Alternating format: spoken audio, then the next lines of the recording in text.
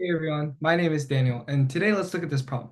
So the problem reads, how many five-digit positive integers exist where the digits are not increasing from left to right? So, for example, 87743 and 10000 are such integers. Well, let's think about how we approach this problem. So it might be too hard to approach it from the, numerical standpoint, where we just look at these numbers. Maybe we can try visualizing or translating the problem into another one.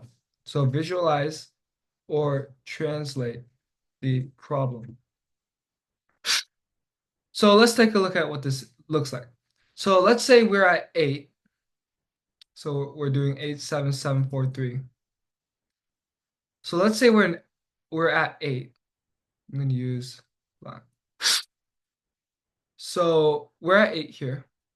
And then we go to 7. So we take a step right, and then we go down by 1.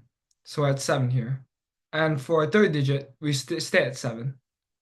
But on our fourth digit, we go down to 4. And then for our fifth digit, we go down to 3. So we start at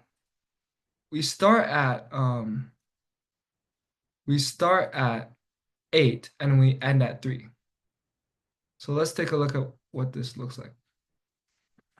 So we start at 8 and then we end at 3. Well, this looks like a path, right? But what this path does is that when we never go upwards, so the stuff like this is not allowed. This is not allowed. Um, this is not allowed. And okay, well, this is a path downwards. That's pretty cool. Well, does that mean, let's think of it like this. Can we express all such integers as a path downwards? Can I do that? Let's see. So I'm going to draw a grid here. It's going to be here and then over here. All right, so here's 9. And this is the first digit, this is second, this is third, this is fourth, this is fifth digit. This is the fifth digit. So 0, 1, 2, 3, 4. I mean, 1, 2, 3, 4, 5. Okay, so now we expressed our number 87743 into a path downwards. Well, let's take a look at another path, any path. Since that we cannot go upwards, right, from our position. So let's do another one. Maybe we can do a purple. So let's go from, let's say, 6 like this, and then like this. Okay. So, okay, let's identify some properties. We always start on the y-axis, right? And from there we can move up or down. Uh, we can start anywhere from 1 to 9 on the y-axis. Well, notice how we define our y values, our digit values. We always define the digit values as the lowest point, lowest y value for each point, as we see here, the blue.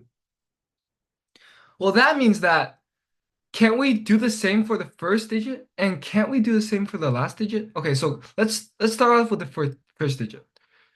So the first digit is like the least y value, right? So we can generalize this into saying that we start at 9 here. We start at 9. We start at 9 and then we go to 8. And so when we take a step right, 8 is going to be our first digit value, right? So so okay, well, we know our starting point. It's always going to be 9. But where should we end, right? Let's think about where should we end. We can end at 1, 2, 3. We can end at 0, 1, 2, 3, all the way till 9. But there isn't really a exact ending point. But there is an exact starting point. Well, how do we navigate this problem?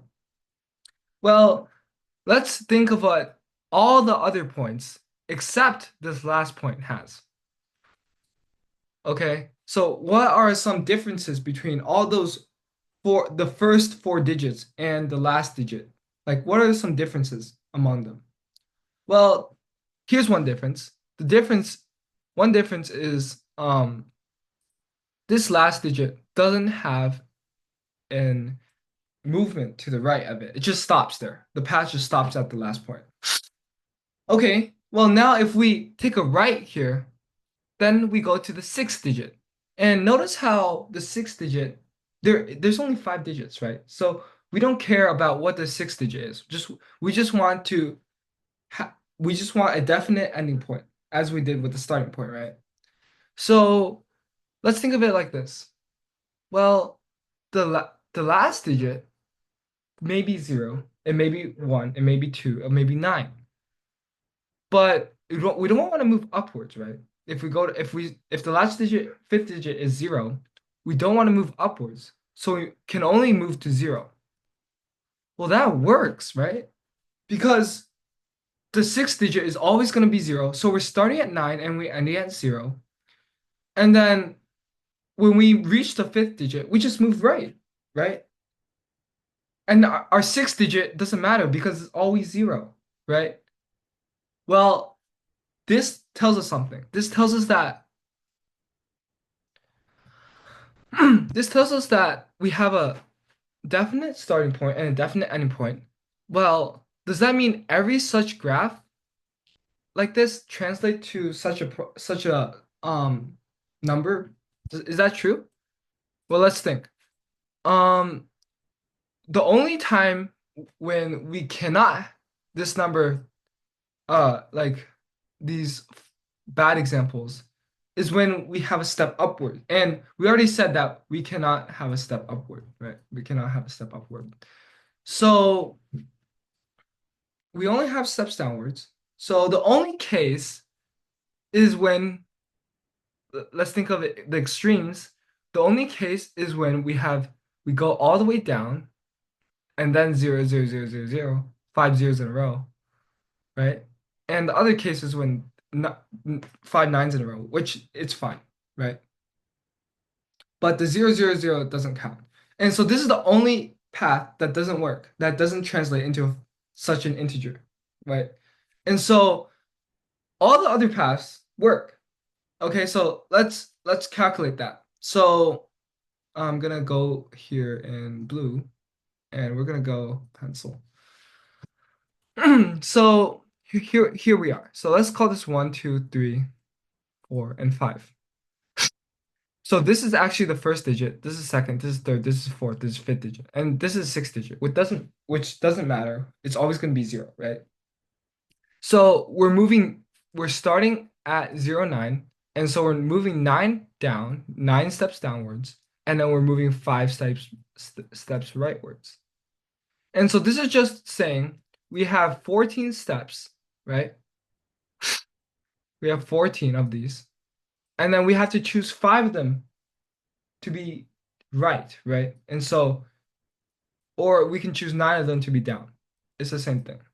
And so this is equal to 14, choose 9. Okay, so this is the total number of ways. And now we can we can minus a 1 to account for the 0, 0, 0, the 5, 0 case, right? So our total number of ways is equal to is equal to 14 choose 9 and then minus a 1. And this 1 accounts for this 0, 0, 0 case. And so that's our answer. So we learned that we can visualize this problem we put this problem into a graph, and that helps us a lot in solving this problem. Thank you for watching.